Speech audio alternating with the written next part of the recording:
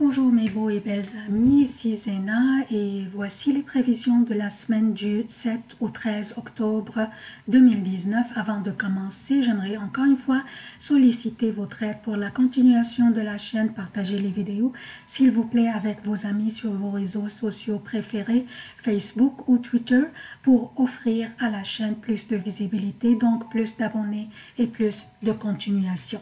Comme d'habitude, je commence par un préambule qui concerne tous les signes. Ensuite, je passe aux prévisions propres à chaque signe. Pour les événements significatifs de cette semaine, je vous invite à geler l'écran et les lire à votre aise, et aussi pour les emplacements des planètes. Donc, je vais passer directement aux prévisions. Donc, qu'est-ce que nous avons au menu cette semaine? En fait, dans ce préambule, je ne vais pas seulement parler de cette semaine, mais plutôt du reste du mois d'octobre et quelques semaines du mois de novembre. Nos relations seront au menu durant presque tout le mois et quelques semaines du mois de novembre.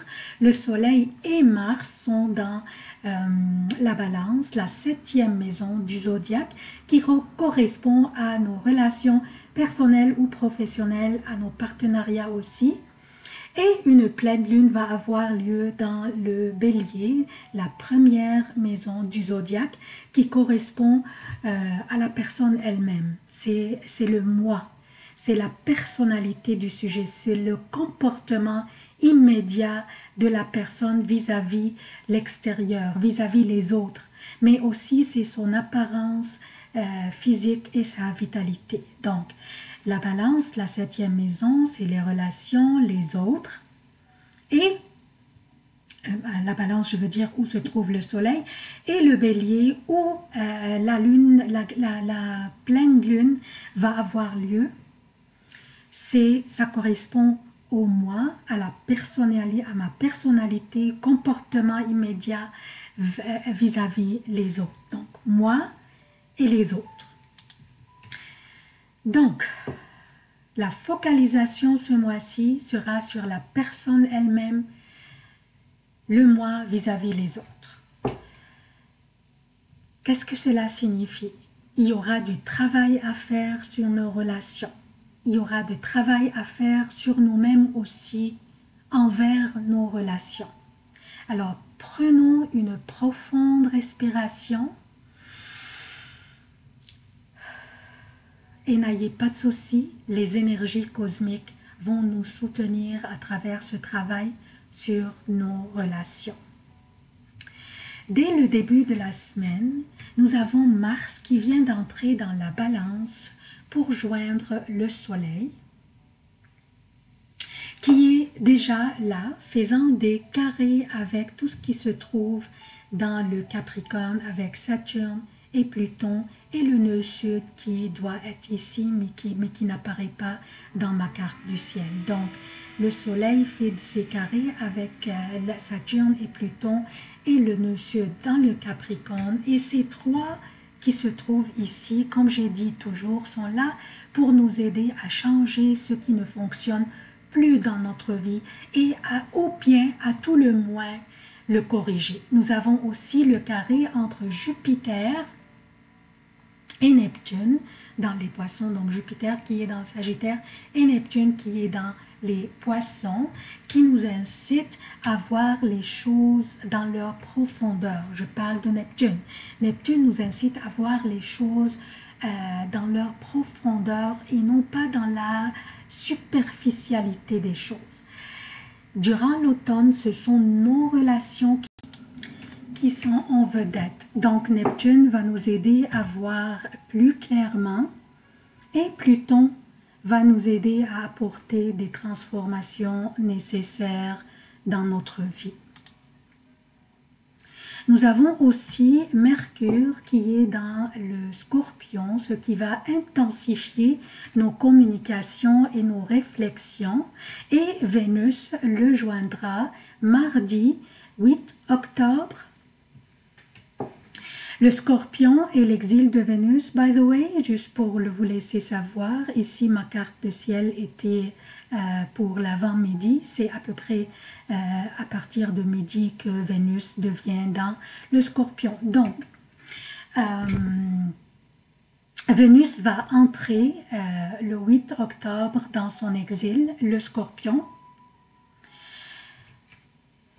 Le fait que c'est son exil à Vénus, donc elle ne sera pas confortable. Vénus veut être libre, enjouée, séductrice. Le Scorpion est dominateur, affirmé, perspicace, vigoureux, passionné et intense. Vénus, en embarquant dans le Scorpion, bien qu'elle n'est pas confortable, elle doit s'influencer par l'énergie de ce signe. Donc, encore là, nous allons nous poser des questions à propos de nos relations et même nos finances. Nous allons nous demander, est-ce que cet aspect, certains aspects dans notre vie est vrai? Est-ce que cet aspect est très profond, que cet aspect soit une relation, une croyance ou un principe qui nous a été toujours cher, mais maintenant on va se poser beaucoup de questions à propos de ces aspects dans notre vie. Comme j'ai dit, ces aspects pourraient être une relation aussi ou un principe. Nous allons chercher la passion dans notre vie. Nous allons chercher la profondeur dans nos relations. Mercure va nous inciter à la communication intense et passionnée, aussi étant lui aussi dans le Scorpion. Donc nous avons Vénus dans le Scorpion et nous avons Mercure qui va nous inciter à communiquer, à exprimer nos mésententes, nos craintes, nos inquiétudes. Alors, donc, il y aura d'ici fin novembre à peu près des discussions, des communications à propos de nos relations. Et il faut que nous soyons très attentifs à ce que les autres veulent dire et exprimer. Une transformation va avoir lieu durant ces quelques semaines. Alors, soyons objectifs. Ne nous mettons pas sur la défensive tout de suite sans examiner bien notre comportement envers l'autre. Car, comme j'ai toujours dit, il se peut que nous soyons nous-mêmes le partenaire qui contrôle ou qui cause le déséquilibre ou même la peine dans nos relations. Ce n'est pas nécessaire que nous soyons nous, mais nous pourrions être nous. Donc, soyons ouverts, soyons attentifs à ce que les autres disent. Examinons bien nos comportements dans les relations avec les autres. La fin de la semaine, Vénus va opposer Uranus et cela pourrait signifier un changement ou une surprise au niveau de nos relations ou bien au niveau de nos finances ou n'importe quoi qui a de la valeur dans notre vie. Donc on va avoir soit un changement soudain, tout d'un coup, qui pourrait s'imposer, ou bien une surprise, mais ces changements ou ces surprises pourraient être bons, pourraient être des bonnes nouvelles, ou bien pourraient être des mauvaises surprises. Je dois vous dire tout, j'hésitais avant de mentionner ça, mais il faut que je dise tout. Donc, elle pourrait être une séparation qui pourrait avoir lieu soudain, d'un seul coup, ou bien pourrait être une surprise à propos soit de nos finances, soit de nos relations, ou de n'importe quoi qui a de la valeur dans notre vie. Ces surprises pourraient être des belles surprises ou bien des mauvaises surprises. Ces changements aussi qui pourraient avoir lieu soudain pourraient être des bons changements ou des changements qui ne seraient pas à notre goût. Donc ça c'est pour le préambule. Je passe aux prévisions propres à chaque signe. Bonjour chers Sagittaires, voici vos prévisions pour la semaine du 7 au 13 octobre 2019. Je commence par lundi, mardi et mercredi AM pour le Québec. Et lundi, mardi et mercredi jusqu'à 18 h pour l'Europe. La lune sera dans le Verseau, votre troisième maison, faisant des carrés avec Mercure dans votre 12e maison et avec Vénus dans votre 11e maison et aussi avec Uranus dans votre 6e maison. Habituellement, quand la Lune est dans notre troisième maison, elle s'agirait d'une belle énergie régnant ces journées. Par contre, les carrés que fait la Lune avec votre 12e maison, surtout, vous incite à être prudent à propos de la divulgation de certaines informations.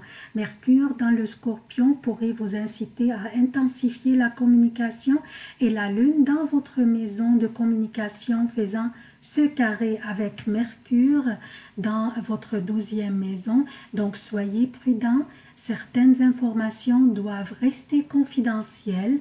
Utilisez votre jugement, surtout si elles ne vous appartiennent pas ou n'ont pas rapport personnellement avec vous, mais avec d'autres personnes. Donc la décision de la divulgation ne vous appartient pas. Ne tomber dans cette piège pourrait vous faire perdre des amis. Mercredi, PM, jeudi et vendredi pour le Québec et mercredi après 18 h, jeudi et vendredi incluant toute la nuit jusqu'à 7 h samedi matin. Pour l'Europe, la lune sera dans les Poissons. Votre 4e maison, elle va être une période un peu délicate, mais pas de souci, la lune fait des beaux aspects avec votre 12e maison ainsi que votre 2e maison. Vous pourriez avoir l'opportunité de fuir le stress de cette période et prendre du temps pour vous-même. Il faudrait juste éviter les confrontations et les pièges de provocation et patienter car les prochaines journées seront formidables pour vous. Je parle de samedi et dimanche ainsi que lundi AM pour le Québec et samedi, dimanche ainsi que lundi jusqu'à 16 h 30 pour l'Europe. La lune sera dans le Bélier, votre 5e maison et une pleine lune aura lieu dans ce signe dimanche 13 octobre à 17 h 08 pour le Québec, 23 h 08 pour l'Europe. Une pleine lune dans cette maison signifie l'atteinte d'une vision claire et complète si vous étiez le propriétaire de votre propre commerce, la pleine vision d'un projet ou d'un contrat que vous étudiez depuis quelques semaines, vous serez prêt à prendre une décision là-dessus. Aussi, pour ceux parmi vous qui désirent avoir des enfants, tomber enceinte, l'énergie de cette pleine lune serait très convenable pour ça et très propice pour ça. À propos de la nature du temps durant cette période que la lune est dans votre 5e maison, elle s'agit d'une période pleine de créativité, de séduction, de plaisir et d'amusement. Votre charme et votre charisme feront tourner des têtes et votre pouvoir de séduction sera très puissant. Profitez de cette belle fin de semaine et ayez autant de plaisir que vous le puissiez, mais soyez attentifs aux dépenses impulsives. C'est tout ce que j'ai pour vous, chers Sagittaires. Je vous demande votre soutien de la chaîne. Soyez généreux avec moi, avec les pouces bleus. Aimez, commentez, partagez, partagez et partagez. Je vous aime beaucoup. À la prochaine.